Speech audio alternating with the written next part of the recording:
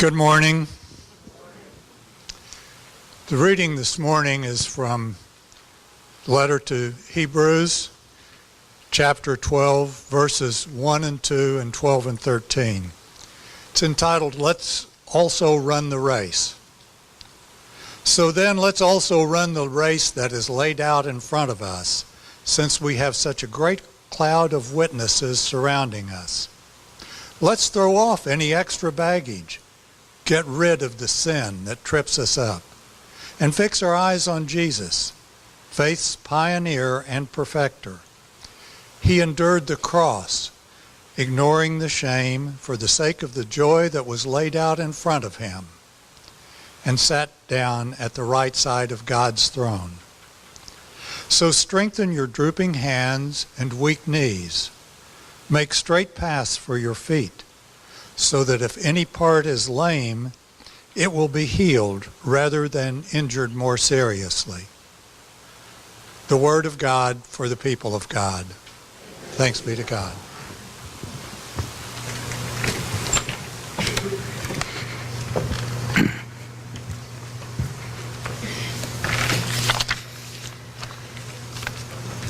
Good morning on this Memorial Day, Sunday. We have a slide.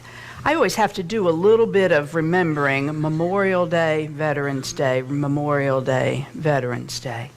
Veterans Day, we remember all who have served in the military. Memorial Day, arising after the Civil War, is designed particularly to remember those who died while serving in the military. Now, Wikipedia will kind of waffle in telling you, do they need to actually have been in a war zone at the time or just serving on active duty? But Memorial Day, we remember folks who have died while in service. So who comes to mind? Who do you remember on Memorial Day? Most of the folks in my family were the wrong generation for any of the major wars. We have to go back to World War II in my family to find someone who died while in service. And my great Uncle Pete, I think that's my grandmother's brother, I think that's a great uncle, I'm not the genealogist in the family, was a pilot in the Pacific and died not because his plane was shot, but because they were still working on the technology with the tail hook or whatever apparatus would stop the plane. And he landed but didn't stop. My grandmother says that her mother, all of the afternoon that he died, and of course they had no idea at that point, the whole afternoon she said it was as if she was wiping cobwebs away from her face. And was uneasy and unsettled all afternoon. And when they got the word that that is when he died, there was a sense of, it really sometimes is a thin place that has nothing to do with geography. Rereading the church history, I discovered that in this congregation there was a young man serving in Vietnam, whose name is mentioned in the history, Michael Rice. I don't know if there are others, and you may know and can help us round out that history of folks from the congregation who died while serving. And Kelly Mixon, while he was not a member of this congregation, was a young man from Nassau County who provided became the catalyst as his mother and aunt, Judy Brown and her sister, Judy's the aunt, really have worked with that Trees for Troops to send small Christmas trees to troops overseas. Christmas was precious to him, and in his memory, they really have focused those efforts. This particular slide is of a picture called Reflections. We have a print of it that has often hung in Jim's office. As a military chaplain, it seemed fitting artwork, or it hung in our home. We tried to remember. He has a real clear memory that I gave it to him for a birthday present. It was one of those embarrassing moments where you realize you were both there, but you don't remember it the same way. And we agreed that while his memory might be really clear, we hope it's accurate, because that's not always the same thing either. The picture is called Reflections, a businessman probably touching a particular name. And it's not just names on the wall. We've loved that sense of that. In church, we would say that cloud of witnesses on the other side. Soldiers, healthcare personnel, nurses, who knows what other roles they played. With that sense that when we reach out in memory, there are others who reach back to us. It is called the cloud of witnesses. Drew and I couldn't remember how many times one or the other of us have preached on this text. If y'all are keeping track, you can let us know, because there again, our memory's not real accurate either. But in thinking about Memorial Day Sunday at a church called Memorial, this image of that cloud of witnesses, those who have gone before us, who share in the faith, who encourage us to finish our part of the race. And I discovered that those in this church, we don't have a wall like that, so we put their names on windows and on walls, on whole buildings. We're in Maxwell Hall. The offices are in the Parton Center. And we'll get a picture up here of the Moyer window. The 8 o'clock service is worshiping at Trinity, and it's a real vivid reminder of the relationship of the two congregations, because Memorial was very involved in helping with some renovations there 25, 28 years ago. And when you start reading the plaques, you realize not all of the names over there on their walls are of folks from Trinity. Many of them are from Memorial. Some of them are still quite alive. It's a reminder you don't have to die to get your name on a wall or near a window.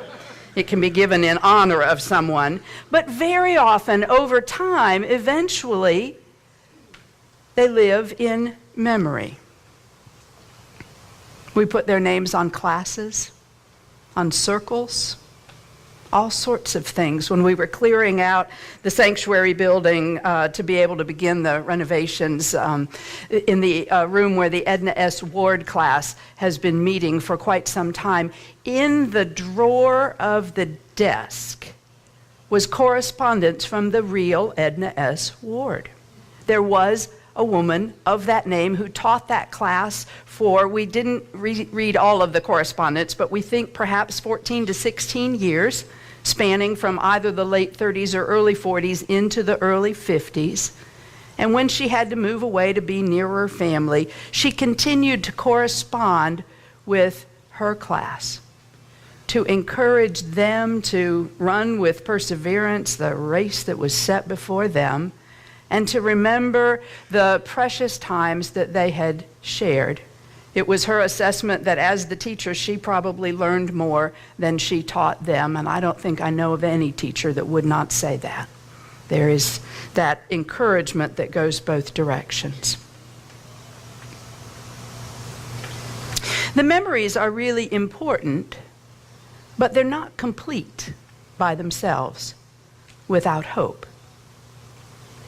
And in this particular passage, there's that sense in which we are to run, not just surrounded by those who have already run the race, but looking to Jesus, both who runs with us and ahead of us and who has crossed the finish line and still helps us. Now, I will acknowledge before all of you and on video, if it's happening today, I am not a runner. If I am running, there is an emergency somewhere. And I'm either getting toward it or away from it, depending on what sort of emergency it is. I guess when Drew preached on this, he does have cross-country track stories to share, although he says they're not good ones. But I am married to someone who is a runner and who has been a runner for years. And he is very much a solitary runner, so don't try and sign him up for any of the memorial runs where you run in giant groups of people. He much prefers to go on his own, except that when you're in the military, every so often you do get to run with your unit. And so when they would be doing the physical training times, and quite literally would be timing the runs, he actually enjoyed those. And he didn't make conversation with anybody along the way. He just ran it. And usually was toward the front of the pack. And as the chaplain and an experienced runner, and usually having enough energy to spare, which just boggles my imagination, but it worked for him, he would loop back around and run with others who had not yet finished the race. Now, he said, to make it really clear, he is not Jesus. We've been married 34 years. He's not. He's a good man, good runner.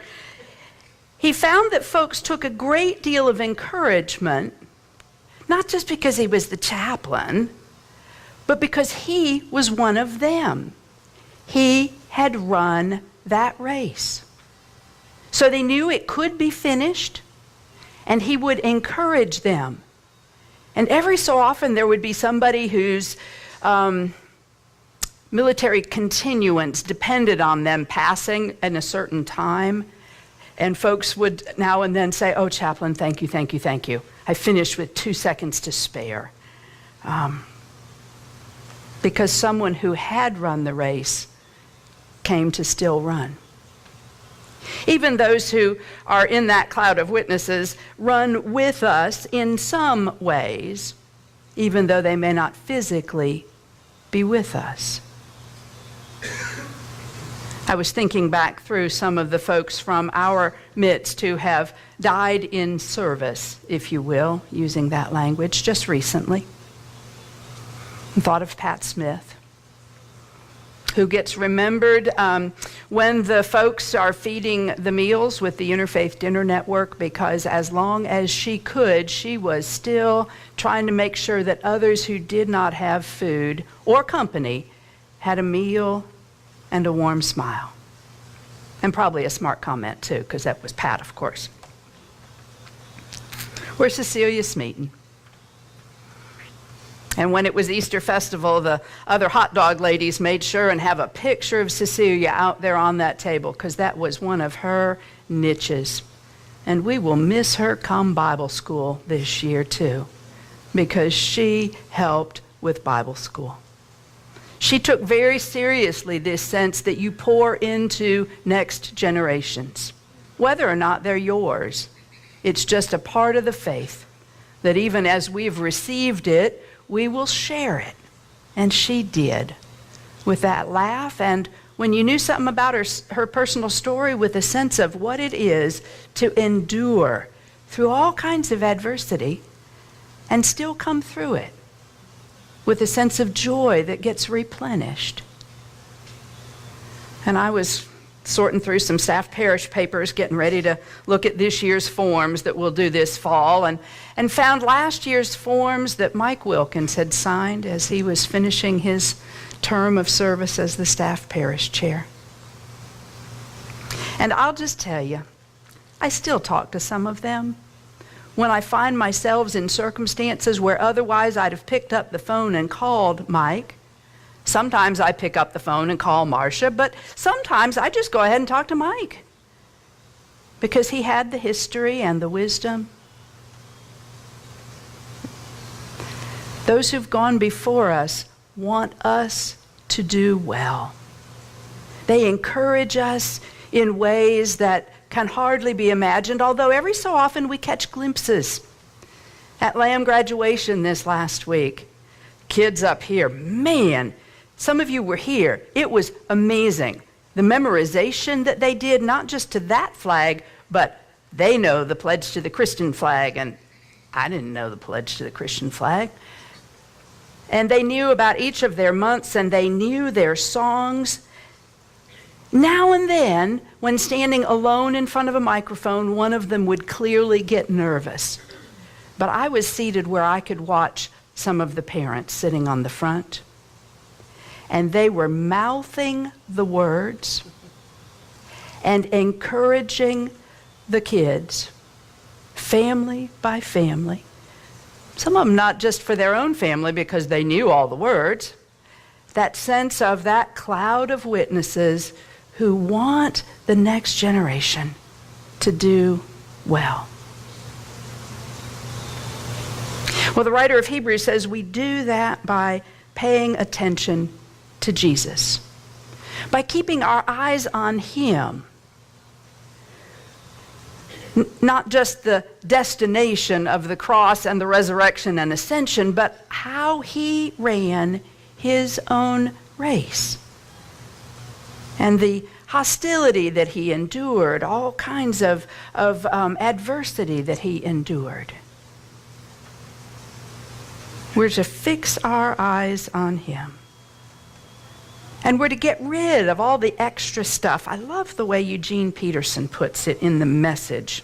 I like Common English, don't get me wrong on that one, but every so often, Peterson has the capacity to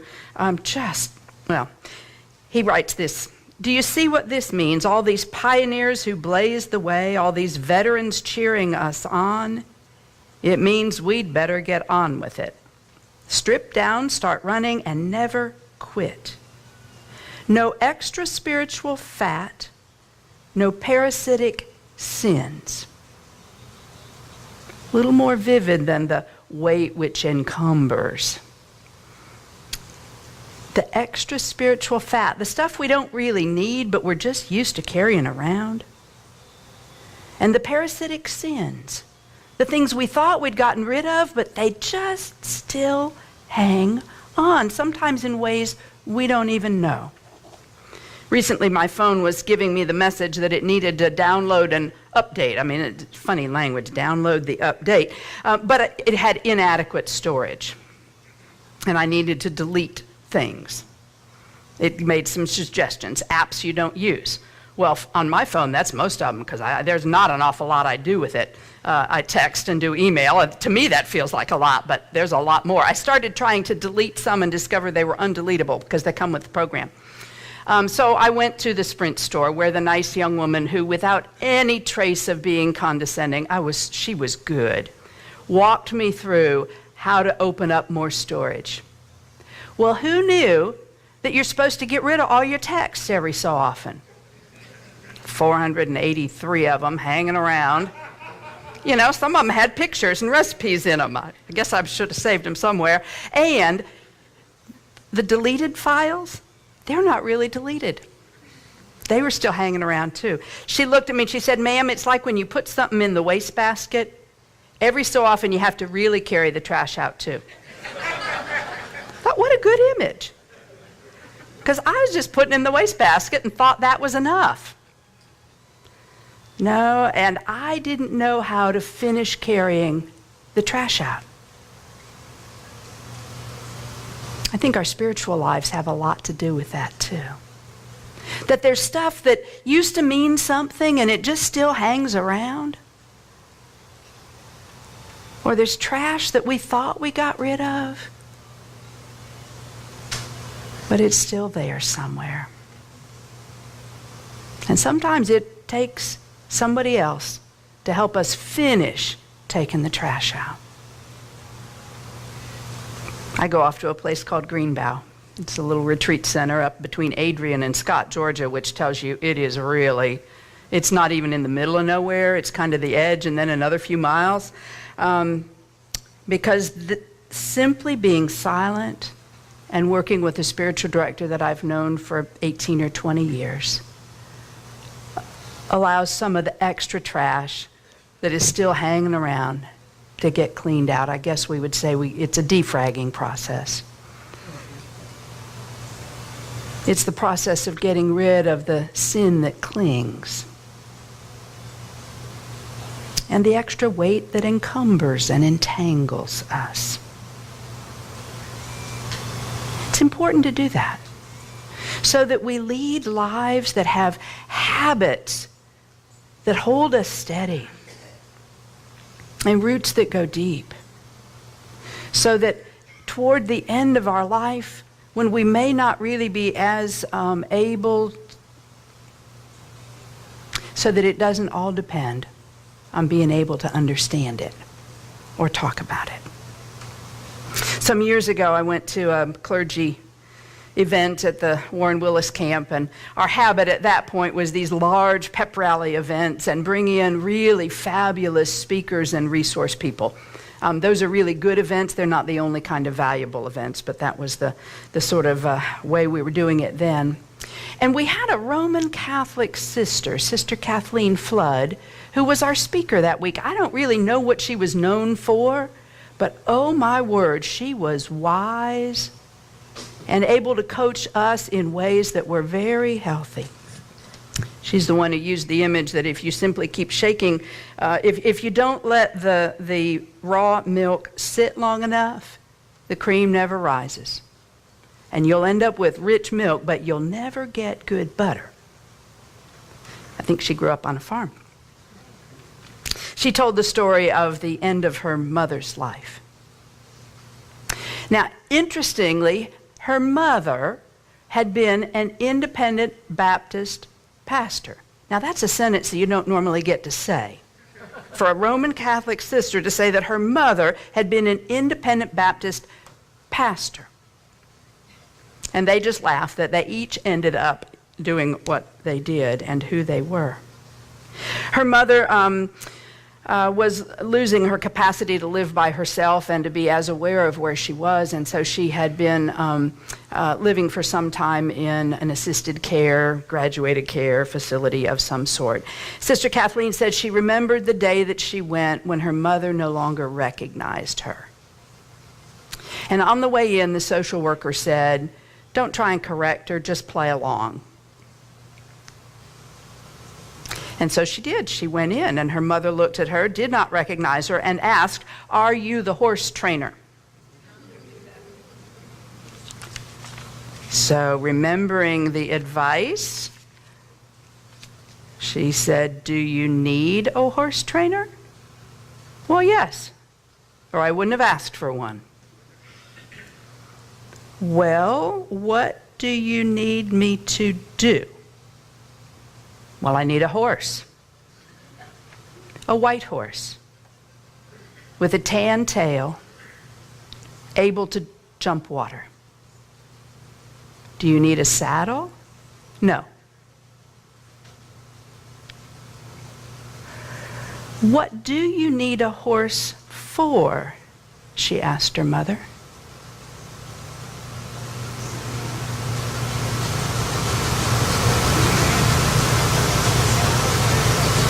"37 minutes later, her mother struggled to her feet and said, "I need a horse so I can ride to God," and sat back down and did not stand again. Well, Sister Kathleen said that was a dilemma. Nursing homes rarely stock horses in the gift shop. However, they did have calendars on sale. It was March at this point. And oddly enough, they had a calendar that had a horse for each month. And March's horse, wouldn't you know, was white with a tan tail, jumping across a little stream. So Sister Kathleen bought the calendar on sale, took it back to her mother's room, and they put the picture where her mother could see it. And while there wasn't a saddle that her mother needed, Sister Kathleen did envision that there would still be a way to put on that horse the stuff you would put in saddlebags. All that stuff that we're not able to sort out, but that God can heal. And her mother died later that month with that March horse in full view. And at the funeral lunch, she discovered things about her mother that her mother's friends knew that they'd never thought to tell her and she'd never thought to ask. That when her mother was a child, the family did have a horse, and it was white with a tan tail. And her mother loved to ride bareback. And one of her mother's dear friends gave her some music, a CD. She said, "These are old Baptist hymns. It's got some of your mom's favorites on them." And one in particular was "Ride On, King Jesus.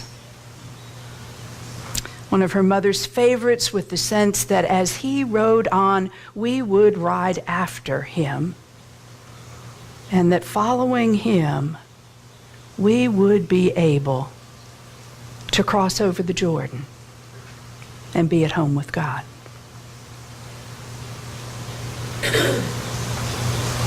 It is a long race for many. And the image from this passage is that it is not an individual event.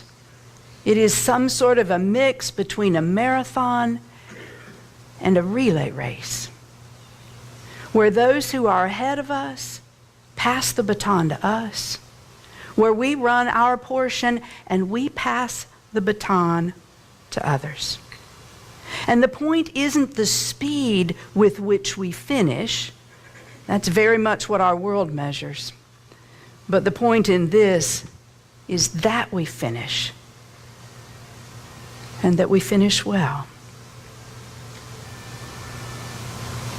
And whenever any one of us crosses that line, I do think that whole cloud of witnesses cheers and beams. It is our race. It is our race together. Let's run it well.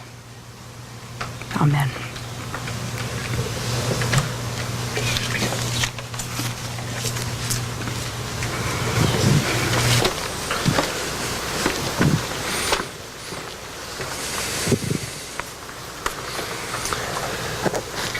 As we are gathered here in this space and with the great cloud of witnesses that surrounds us, it seemed appropriate that our prayer time be one that is more communal than we have done in the past. So throughout my prayer, there will be open spaces and